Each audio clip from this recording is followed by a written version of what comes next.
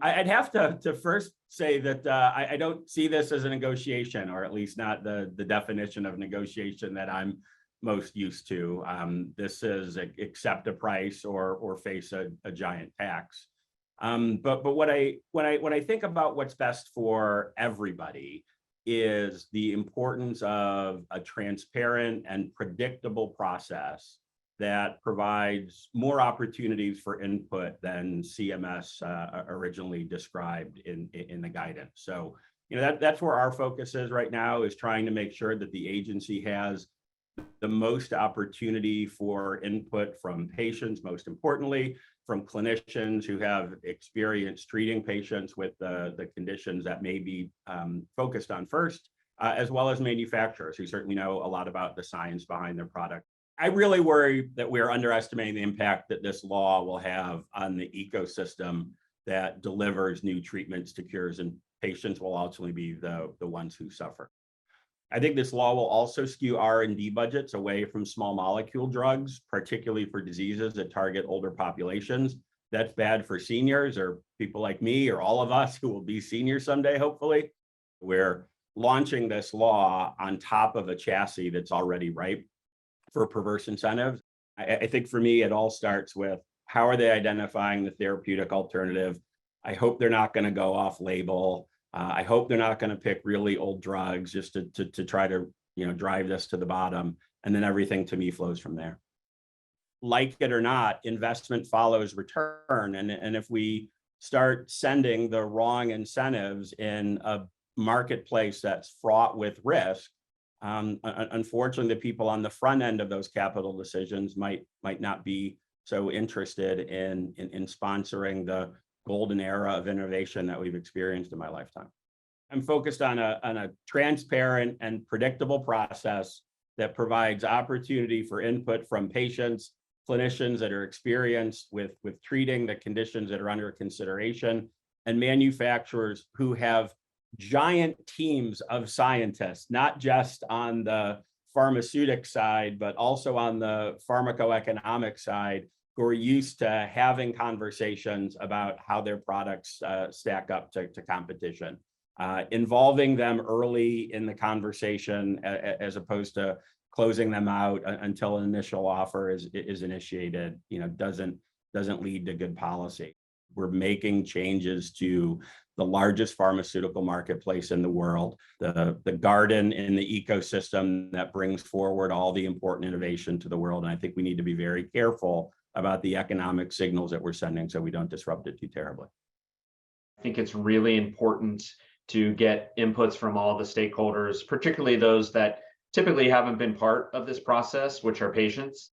It's also an opportunity to actually look at what we spend and what is valuable, what we determine, that could be valuable when it comes to these sorts of medicines, and something that I don't think CMS has really ever done. And so obviously another focus of our organization is to help determine value, particularly from the patient's perspective. And so I think this is an opportunity. I'm not sure they're going to take that opportunity, because I think they're just focused on kind of bringing down the prices as low as possible. But hopefully they'll consider value and the value and the different aspects of value of these medicines, particularly obviously for their beneficiaries.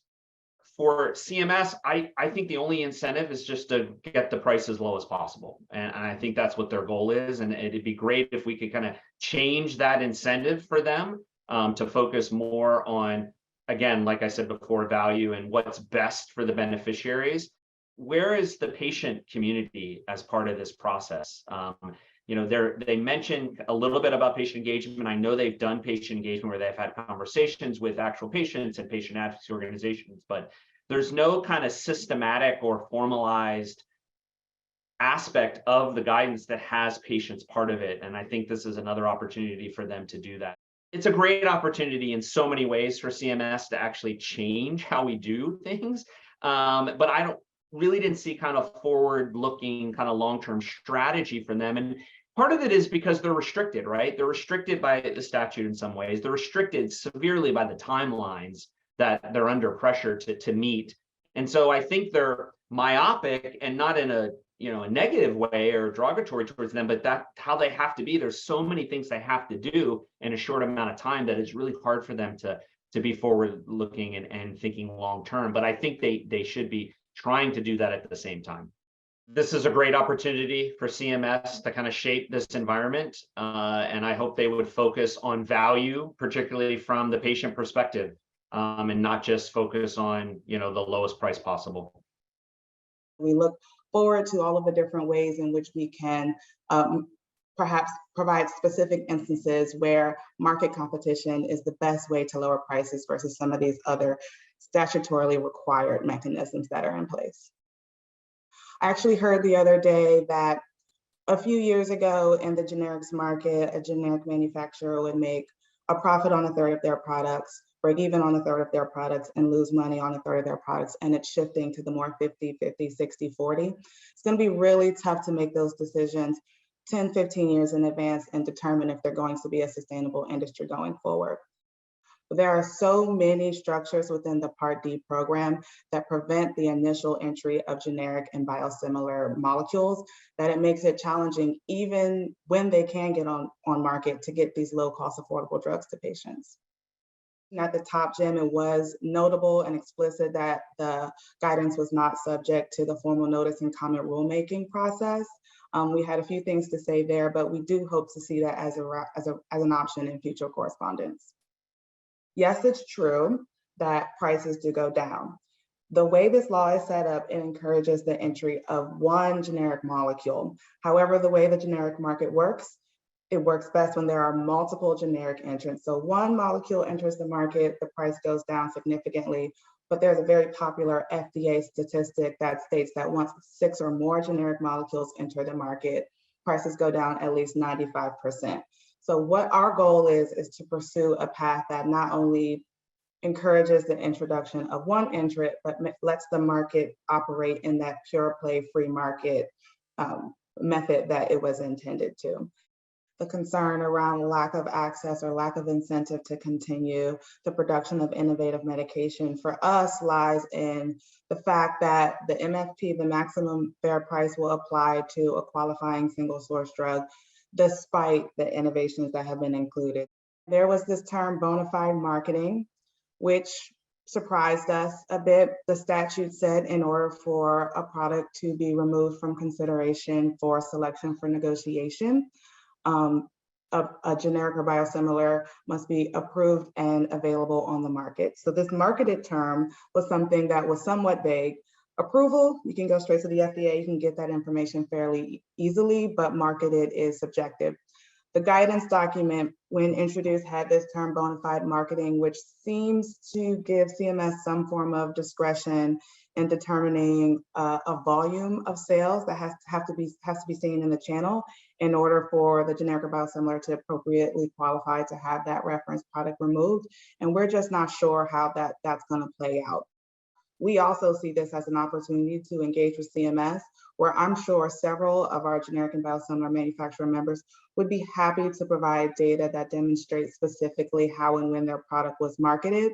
But our issue is the concern that there may be a potential threshold that they have to meet. CMS was met statutorily with a very tight timeline, and they are doing their best to push information out as rapidly as possible.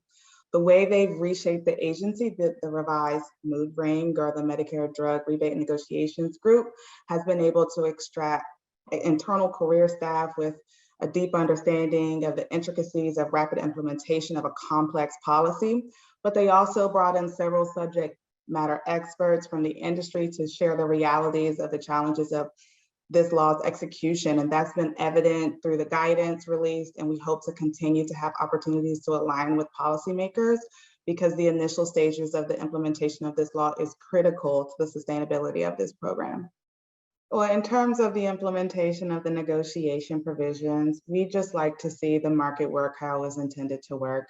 The more low-cost options you have available, the more options there are for patients to continue to adhere to their medications.